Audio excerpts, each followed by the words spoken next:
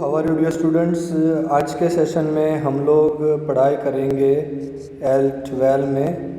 यहाँ पे मैं आप लोगों को आल्कीन के बारे में पढ़ाने वाला हूँ। सही है, चलो शुरुआत करते हैं आल्कीन पे। ओके, तो ध्यान रखना, अब ये आल्कीन क्या होता है आप सब लोगों को मालूम है ना। जहाँ पे C double bond, C at least double bond, at least एक डबल बॉन्ड आता हो, at least one double bond is present, at least one double bond is present। जब at least one double bond present होता है ना बच्चों, तो उसे बोला जाता है आल्कीन। सही है, दिमाग में जा रहा है कि नहीं जा रहा है? बहुत बढ़िया। अब ध्यान से देखना, यहाँ पे आप हाइब्रिडाइजेशन कैसे फाइंड करोगे। तो हाइब्रिडाइजेशन का आपको क्या फाइंड करना है यहाँ पे, हाइब्रिडाइजेशन। तो ध्यान रखना, आप हाइब्रिडाइजेशन कैसे फाइंड करोगे। हाइब्रिडाइजेशन फाइंड आप करोगे EP is equal to BP plus LP का यूज़ करके। यहाँ पे बॉन्ड पेयर क्या होता है, बॉन्ड पेयर हो गया, यहाँ पे कोई एक होगा, यहाँ पे दो, यहाँ पे तीसरा, बॉन्ड पेयर आया 3। लोन पेयर कितना हुआ कार्बन का, 0, कुल मिला के आया 3। 3 का मतलब आया sp2। Now as you know, as we know, जैसे जैसे बच्चों एस कैरेक्टर बढ़ता है, जैसे जैसे बच्चों एस कैरेक्टर क्या होता है, बढ़ता है, वैसे वैसे इलेक्ट्रोनेगेटिविटी बढ़ती है। ध्यान रखना। तो यहाँ पे जब आपको पूछा जाए तो sp वाला जो कार्बन होता है वो सबसे ज़्यादा इलेक्ट्रोनेगेटिव, हाईएस्ट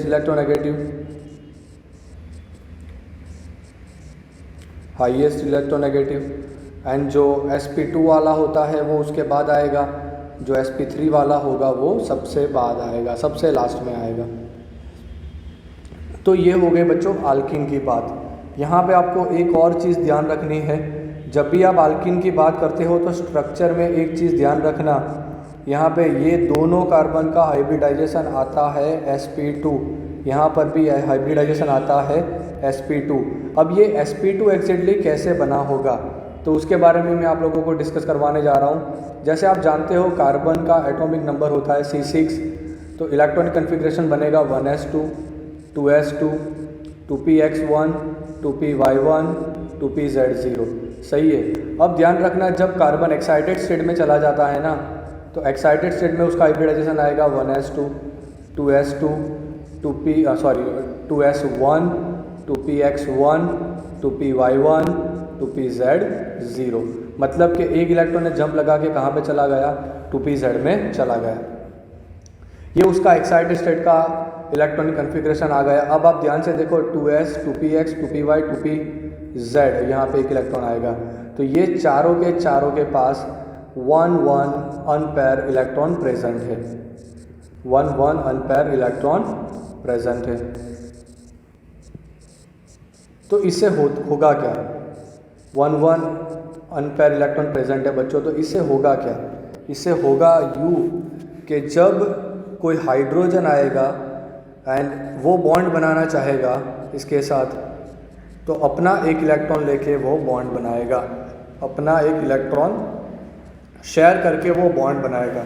पर यहाँ पे हाइड्रोजन को दिक्कत क्या होगी, हाइड्रोजन सोचेगा कि ये 2s जिसका एनर्जी लेवल कम होगा, एंड ये वाला जो 2px, 2py, 2pz है, इन लोगों का एनर्जी लेवल ज़्यादा होगा, इनका एनर्जी लेवल ज़्यादा होगा।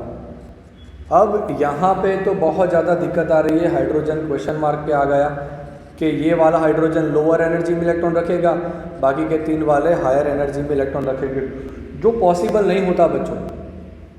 इस वजह से होगा क्या, एक S टाइप मतलब कि एक 2s टाइप का, एंड जब कुल मिला के 3p टाइप का एक आप मिक्सचर बना दो, ये दोनों को क्या कर दो, ये दोनों जो है ना उससे एकदम होमोजीनियसली, इन लोगों को होमोजीनियसली आप कंबाइन कर दो, होमोजीनियसली क्या कर दो, कंबाइन कर दो।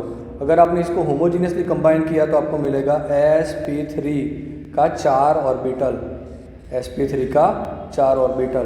तो बच्चों यही चीज़ अगर आपने 2s को कंबाइन किया प्लस आपने 2 2p को कंबाइन किया तो आपको मिलेगा sp2 3 टोटल 3 sp2 ऑर्बिटल मिलेगा। कितना sp2 ऑर्बिटल मिलेगा? 3 sp2 ऑर्बिटल मिलेगा। यहाँ पे ध्यान रखना, एक 2pz जो होता है वो एम्प्टी रहेगा। वो क्या रहेगा? एम्प्टी, मतलब वो हाइब्रिडाइजेशन में पार्ट नहीं रहेगा। वो हाइब्रिडाइजेशन में पार्ट नहीं ले रहा, वो हाइब्रिडाइजेशन में पार्ट नहीं ले रहा, वो ध्यान रखना। सही है। तो ये बहुत छोटी छोटी चीज़ें हैं जो आप लोगों को ध्यान रखनी है, क्योंकि इसके पर से डायरेक्टली कई बार क्वेश्चंस भी पूछे जाते हैं। सही है। अब हम लोग बच्चों बात करेंगे इथेन के केस में, बहुत स्पेसिफिक इथेन के केस में। ये आ गया इथेन का मॉलिक्यूल। सही है। अब ध्यान से देखना आप लोग, अगर आपको स्ट्रक्चर्स अच्छे से समझ में आ गए ना तो बहुत अच्छे से आप लोग पूरा अल्कीन वाला सेक्शन कंप्लीट कर दोगे। ये जो बॉन्ड बना है, ये वाला जो बॉन्ड बना है, ये वाला जो बॉन्ड बना है, यानी एक ये वाला जो बॉन्ड बना है, ये तीनों के तीनों sp2 यूज़ हुआ कार्बन का। कार्बन का कौन सा ऑर्बिटल यूज़ हुआ? Carbons sp2 orbital. And hydrogen का कौन सा यूज़ हुआ? यहाँ पे हाइड्रोजन का 1s ऑर्बिटल यूज़ हुआ। मतलब कि ये जो बॉन्ड बना बच्चों, ये बॉन्ड बना होगा हाइड्रोजन का 1s, ये 1s हाइड्रोजन का, एंड ये आ गया मान लीजिए sp2 किसका? कार्बन का। यहाँ पे एक इलेक्ट्रॉन होगा, यहाँ पे एक इलेक्ट्रॉन होगा, इन दोनों के बीच में एक बॉन्ड बना। ये बॉन्ड जो होगा वो होगा सिग्मा बॉन्ड। ये कौन सा बॉन्ड होगा बच्चों? Sigma bond. तो यहाँ पे सिग्मा बॉन्ड का फॉर्मेशन, यहाँ पे सिग्मा बॉन्ड का फॉर्मेशन, यहाँ पे सिग्मा बॉन्ड, यहाँ पे भी सिग्मा बॉन्ड। तो कुल मिला के यहाँ पे आप देखो तो 5 सिग्मा बॉन्ड का फॉर्मेशन हुआ। 5 सिग्मा बॉन्ड का फॉर्मेशन हुआ। एंड जो पांचों के 5 सिग्मा बॉन्ड बने हैं बच्चों, वो बहुत ही स्ट्रॉन्ग होते हैं, क्योंकि वो लोग एक्सियल ओवरलैपिंग से बनते हैं। वो एक्सियल ओवरलैपिंग से बनते हैं। अब ये एक्सियल ओवरलैपिंग क्या होता है? तो ध्यान रखना बच्चों, ये आ गया हमारा y एक्सिस, ये आ गया x एक्सिस, ये फिर से आ गया y एक्सिस, ये आ गया x एक्सिस। जब कोई चीज़ x एक्सिस पे थी, जब दूसरा कोई ऑर्बिटल x एक्सिस पे था, जब ये दोनों ने स्ट्रेट फॉरवर्डली बॉन्ड बनाया तो इसे बोला जाता है एक्सियल ओवरलैपिंग। इसे बोला जाता है एक्सियल ओवरलैपिंग। समझ में आ गया आप लोगों को? देखो चीज़ें बहुत आसान होती है, अगर आप लोगों ने उसको समझना शुरू कर दिया तो बहुत इजीली समझ में आ जाएगा। अब ये जो एक बॉन्ड बचा बच्चों, ये है पाई बॉन्ड। सही है। अब ये पाई बॉन्ड कैसे बना होगा? ये कार्बन का आ गया एम्प्टी वाला 2pz, ये कार्बन का आ गया एम्प्टी वाला 2pz, यहाँ पर भी कार्बन का आ गया एम्प्टी वाला 2pz। तो कार्बन के पास यहाँ पे एम्प्टी वाला 2pz आ चुका है। अब यहाँ पे इलेक्ट्रॉन होगा एक, यहाँ पे भी एक इलेक्ट्रॉन होगा। अब ध्यान रखना, ये दोनों के बीच में इस तरह से ये एग्जैक्टली होगा कैसे? तो ध्यान रखना, ये ऑर्बिटल थोड़ी बहुत ऐसे झुकेगी, ये ऑर्बिटल थोड़ी बहुत ऐसे झुकेगी, फिर थोड़ी बहुत ऐसे झुकेगी, फिर थोड़ी बहुत ऐसे झुकेगी। तो मतलब जो बॉन्ड बना ना बच्चों, इस तरह से बनता है, इस तरह से। ये स्ट्रेट नहीं बन रहा, ध्यान रखना।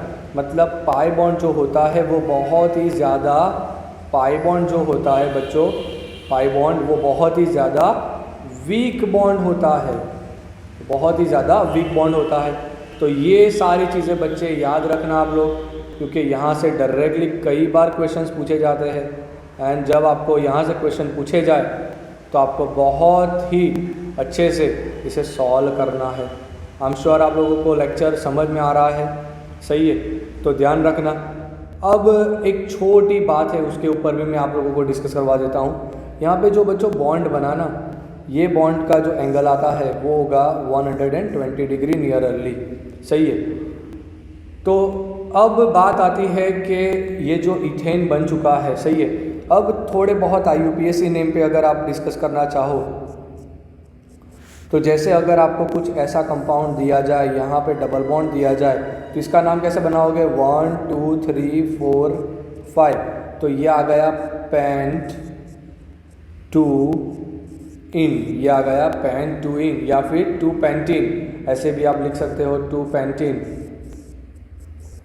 सही है। अगर ऐसा कुछ आ जाता है, ध्यान रखना, यहाँ पे डबल बॉन्ड आया, यहाँ पे भी डबल बॉन्ड आया, तो इसको नेम कैसे दोगे आप लोग? यहाँ से शुरुआत की, चलो एक यहाँ पे दे देते हैं, यहाँ से शुरुआत की शायद आपने 1 2 3 4 5 6, तो ध्यान से देखना 2 नंबर पे डबल बॉन्ड, 4 नंबर पे डबल बॉन्ड, तो इसका नाम कैसे बनेगा? हेक्स 2, 4 डाइइन, डाइइन, डाइइन, ध्यान रखना, हेक्स 2 4 डाइइन। सही है। तो इस तरह से बच्चों आप लोग इसके नाम भी बना सकते हो। मैंने आप लोगों को IUPAC का जब नाम पढ़ाया था, यहाँ पे याद रखना CH2 डबल बॉन्ड CH2, ये बहुत ही कॉमन है, इसे बोला जाता है इथीन, इसे बोला जाता है इथीन। इसे क्या बोला जाता है बच्चों? इथीन। ये बहुत ही इम्पोर्टेंट इसलिए है क्योंकि ये जो गैस होती है इथीन गैस, वो ग्रेप, बनाना, वो सबको जल्दी से राइप करवाने में बहुत ज़्यादा यूज़फुल होती है ये गैस, ध्यान रखना। इसका जो स्मेल होता है बच्चों, इसका स्मेल होता है बिल्कुल फ्रूटी स्मेल, ये भी याद रखना। सही है। तो ये सारी बहुत छोटी छोटी देखो बच्चों चीज़ें हैं जो आप लोगों को याद रखनी है। सही है। अब अल्केन के कन्फॉर्मर्स पे अल्केन किस टाइप का आइसोमेरिज्म शो करता है ना, मैं उस पर आपको डिस्कस करवाऊंगा नेक्स्ट सेशन में। सही है। तो नेक्स्ट सेशन होगा आपका कि अल्केन किस तरह से आइसोमेरिज्म शो करेगा। सही है। तब तक के लिए thank you and don't forget to like, share and comment. बच्चों चलो थोड़े बहुत है ना, हम लोग जो हमारी बुक में NCERT में दिए गए, अरे यार ये कलर चेंज करो, चलो इसे चेंज करते हैं। जो NCERT में दिए गए हैं ना थोड़े बहुत एग्जाम्पल, उसके ऊपर हम लोगों को फोकस करना है। चलो अगर आपको कुछ ऐसा दिया जाए CH3 CH double bond CH2, तो इसका नाम क्या बनेगा बच्चों? इसका नाम बनेगा प्रोपीन। क्या नाम बनेगा? प्रोपीन। सही है। अगर आप लोगों को बच्चों यहाँ पे दिया जाए CH3 CH2 CH double bond पे CH2, तो यहाँ पे आप ध्यान से देखो, first, second, third and fourth, तो यहाँ पे नाम बनेगा ब्यूट 1 इन, ब्यूट 1 इन। अब जब 5वें नंबर पे चलते हैं, चलो अगर आपको कुछ ऐसा दिया जाए CH3 CH double bond CH single bond CH3, तो फिर से नंबरिंग 1 2 3 4, ब्यूट 2 इन, यहाँ पे आएगा ब्यूट 2 इन। चलो छठे नंबर की बात करते हैं। यहाँ पे CH2 double bond CH single bond CH double bond CH2, तो इस केस में आप क्या लिखोगे? यहाँ पे बहुत इंपॉर्टेंट चीज़ है बच्चों, ध्यान रखना। यहाँ पे अगर 1 2 3 4 यहाँ से भी नंबरिंग करोगे तो यही नंबर आएगा। इस केस में आएगा नाम ब्यूटा, इस केस में नाम आएगा ब्यूटा 1,3 डाइन। क्या आएगा? Buta 1,3 diene. ये चीज़ ध्यान रखना बच्चों। ओके। अगर आपको कुछ ऐसा दिया जाए CH2 double bond C single bond CH3, यहाँ पर भी CH3, तो इस केस में सिलेक्ट लॉन्गेस्ट कार्बन चेन, तो आप चाहो तो इसे लंबा कार्बन चेन कंसीडर कर सकते हो। तो 1 2 3, सो 2 मिथाइल प्रोप 1 इन, 2 मिथाइल प्रोप 1 इन। अगर आप चाहो बच्चों तो यहाँ पे ये 3 आएगा, ये 4 आएगा, ये 5 आएगा, ये 6 आएगा, ध्यान रखना। अगर आप चाहो यहाँ पे तो CH2 double bond CH single bond CH CH3 and यहाँ पे नहीं, यहाँ पे आपको CH3 दिया गया, तो इस केस में नाम क्या बनेगा?